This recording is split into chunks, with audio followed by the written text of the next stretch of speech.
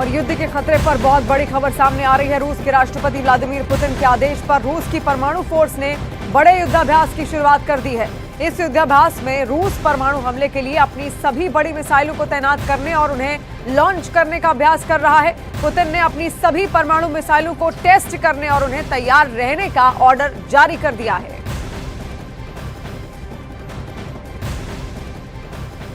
और एक तरफ पुतिन ने अपने परमाणु युद्धाभ्यास से अमेरिका को डरा दिया है, तो गाजा में हमास के एंटी टैंक दस्ते के हमलों से इजरायल को बड़ा झटका लगा है। पिछले 24 घंटों में हमास ने इजरायल की टैंक ब्रिगेड पर ऐसे हमले किए हैं, जिसके बाद नेतन्याहू अपने जनरलों से पूछ रहे हैं कि आगे क्या होगा।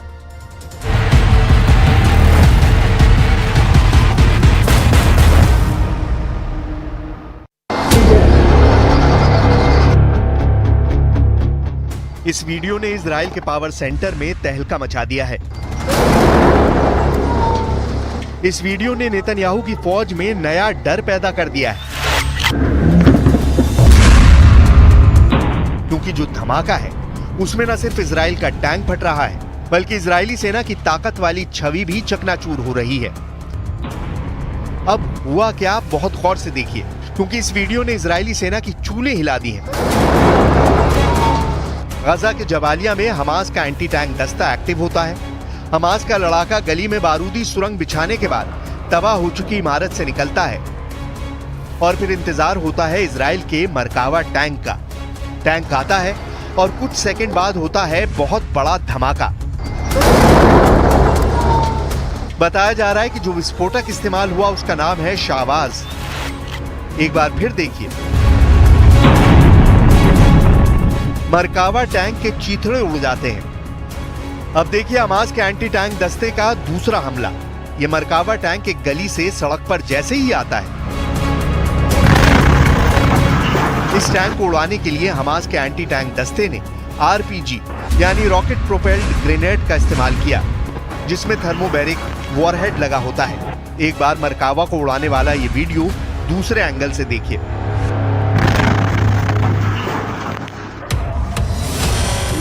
इस वीडियो में देखिए दो लोग भागते हुए इजराइल के मरकावा टैंक की तरफ बढ़ते हैं और जल्दी से उसकी दाईं तरफ कुछ फिट करके अलग अलग दिशा में भाग जाते हैं। चंद सेकंड के बाद होता है बड़ा धमाका। इस तरह इजराइल का शक्तिशाली टैंक मरकावा पर हमास करता है बड़ा हमला। हमास के दूसरे वीडियो में एक स्नाइपर अटैक होता है। टारगेट पर मरकावा टैंक में बैठा इजरायली कमांडर है। स्नाइपर गोली चलाता है और फिर काम तमाम हो जाता है।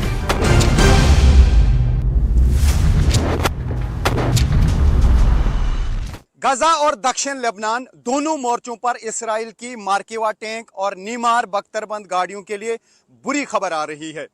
ये हमास और हिजबुल्लाह का आसान टारगेट बन रही हैं। एक तरफ से हमास के एंटी टैंक दस्ते सुरंगों में एक्टिव हैं और दूसरी तरफ हिजबुल्लाह भी दूसरी तरफ दक्षिण लेबनान में इसराइल को काफी नुकसान पहुंचा रहा है। कुल मिलाकर इजरायली बख्तरबंद वाली ब्रिगेड इस वक्त दहशत में है। मरकावा टैंक और नेमर बख्तरबंद गाड़ियों का गाजा और दक्षिण लेबनान के अंदरूनी इलाकों में टहलना आसान नहीं रहा है। इजराइल को डराने वाली खबरें पश्चिमी देशों से मिल रही हैं। पश्चिमी देशों की रिपोर्ट बता रही है कि हमास के आगे इजराइल पूरी तरह कामयाब नहीं हो रहा। सिनवार को खत्म करने के बावजूद नेतन्याहू की फौज गाजा में ऑपरेशन करने के लिए मजबूर है। हालांकि नेतन्याहू और उनके जनरल बार बार दावा कर रहे हैं कि इजराइल की सेना ने हमास की कमर तोड़ कर रख दी है। गाजा पर बमबारी में अब तक 43,000 से ज्यादा लोग मारे जा चुके हैं। गाजा में लोग रोज लाशों को उठा रहे हैं। रफा से लेकर जबालिया और उत्तरी गाजा में हो रहे इजराइल के ऑपरेशन तेज हो गए हैं। खंडर बन चुके गाजा में हैरानी की बात यह है कि लाशों का पहाड़ खड़ा करने के बावजूद हमास बाकी है।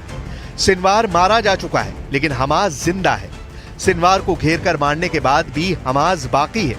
यह अमेरिकी खुफिया एजेंसियों और पश्चिमी मीडिया की रिपोर्ट है कि हमास के 50% लड़ाकों को इजराइल अभी खत्म नहीं कर पाया है। इजरायली सेना की 4 डिवीजन यानी करीब 40,000 सैनिक गाजा में तैनात हैं। इनमें से 10,000 के आसपास तो सिर्फ रफा इलाके के आसपास हैं।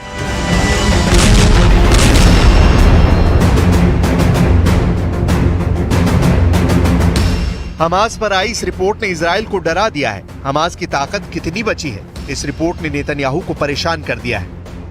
अमेरिका का मीडिया बता रहा है कि हमास जैसे फिर जिंदा हो चुका है। गाजा में अपनी फौज को नुकसान होता हुआ देखकर नेतन्याहू बहुत बेचैन है। ये बात साफ है कि वो बहुत टेंशन में है, क्योंकि रिपोर्ट के साथ अब हमास के नए नए खतरनाक वीडियो भी वायरल हो रहे हैं। इजराइल के लिए मैसेज साफ है कि हमास के दो चीफ मारे जाने के बाद भी उसकी ताकत कम नहीं हुई है। गजा में जिस तरह इजरायली टैंक फट रहे हैं, ऐसे हर धमाकों के साथ साबित हो रहा है कि हमास कमजोर नहीं हुआ है। उसकी ताकत इजराइल के लिए और खतरनाक बनती जा रही है। गजा और दक्षिण लेबनान में मरकावा टैंक पर हमले तेज हो चुके हैं। इजराइल की सेना पर अचानक ताबड़तोड़ हमलों के क्या मायने हैं, इसका जवाब नेतन्याहू के पास भी नहीं है। ये गजा है जिसे चारों तरफ से इजराइल ने घेरा हुआ है, और यहां से आ रहे ऐसे वीडियो को देखकर नेतन्याहू अगर हैरान नहीं होंगे तो ताज्जुब की बात है। איננו מרפים ממשימת הניצחון, ומרכיב מרכזי במשימת הניצחון הוא השבת כל חטופינו, כולם, החיים והחללים כאחד, להחזירם הביתה לישראל.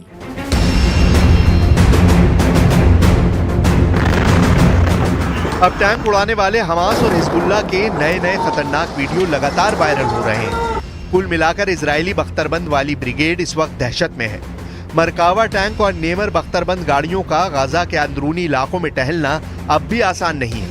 हालांकि नेतन्याहू की फौज लगातार दावा कर रही है कि सिनवार को खत्म करने के साथ उसने हमास की कमर तोड़ कर रख दी है। हाल ही में इजराइल ने अपना एक बड़ा अफसर हमास के एंटी टैंक दस्ते के हमले में खोया है। गाजा के जबालिया में हमास ने अचानक इजराइल की फोर्स पर हमला बोला और फिर इजराइल का एक बड़ा कमांडर मारा गया। 41 साल के कर्नल एहसन दाक्सा 401वीं ब्रिगेड के कमांडर थे। गाजा और लेबनान फ्रंट का लंबा अनुभव था।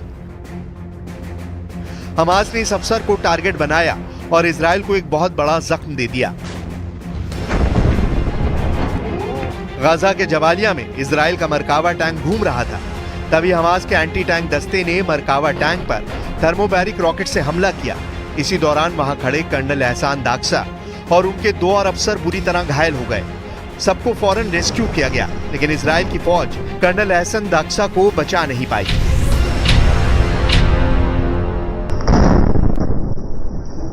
היום בהיתקלות בצפון רצועת עזה, במרחב ג'באליה, נפל מפקד חטיבת השריון 401, אלוף משנה אחסן דקסה, ונפצעו מפקד גדוד באורח קשה ושני קצינים נוספים באורח קל. המפקדים נכנסו לשטח בטנקים ויצאו מהם לטובת תצפית. במהלך התצפית נפגעו מהפעלת מטען כשהם מחוץ לטנק.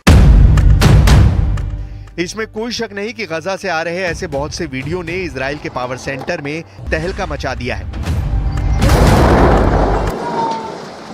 इस्राएली सेना 2 तरह की बातें कर रही है। पहले यह कि लेबनान में उसने हिजबुल्लाह के खिलाफ टारगेट पूरा किया है, और दूसरा ये कि किसी भी सिचुएशन में अगर जरूरत पड़ी तो कूटनीतिक रास्तों को बंद करके फिर से हमले कर सकता है। इस्राएल के प्रधानमंत्री नेतन्याहू कई बार कह चुके हैं कि हिजबुल्लाह के खिलाफ तब तक हमले जारी रहेंगे जब तक हिजबुल्लाह मौजूद है। तो सवाल यह है कि फिर इस्राएली सेना ने लेबनान में टारगेट अचीव करने का ऐलान कैसे किया? इजराइल ने माना है कि गजा में चल रहे युद्ध में उसके 358 सैनिक मारे जा चुके हैं। 2300 से ज्यादा घायल हैं। 7 अक्टूबर 2023 से अब तक इजराइल के 6 कर्नल हमास के हाथों मारे जा चुके हैं। हमास का दावा है कि उसने इजराइल के 1600 से ज्यादा सैनिक मार डाले हैं, जबकि 3400 घायल किए हैं। हमास का दावा यह भी है कि उसके एंटी टैंक दस्ते ने इजराइल के 750 टैंक, बख्तरबंद गाड़ी और बुलडोजर फोड़ डाले हैं। מאז אותו יום שחור אנחנו נלחמים. זוהי מלחמת הקיום שלנו. מלחמת התקומה. כך אני מבקש לקרוא למלחמה באופן רשמי. מאז אותו יום שחור אנחנו בהתקפה ב7 חזיתות. התקפת הנגד שלנו על אויבינו בציר הרשע של איראן היא תנאי הכרחי להבטחת עתידנו, להבטחת ביטחוננו. नेतन्याहू बड़े बड़े दावे कर रहे हैं, लेकिन सच ये है कि खंडर बन चुके गाजा और यहाँ लाशों का पहाड़ खड़ा करने के बावजूद हमास बाकी है।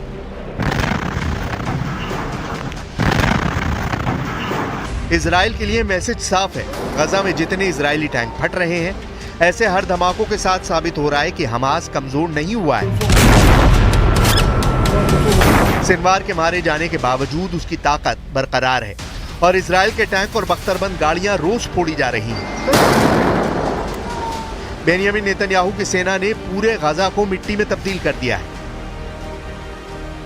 इसके बावजूद हमास के एंटी टैंक दस्ते ने छापामार युद्ध तेज कर दिया है।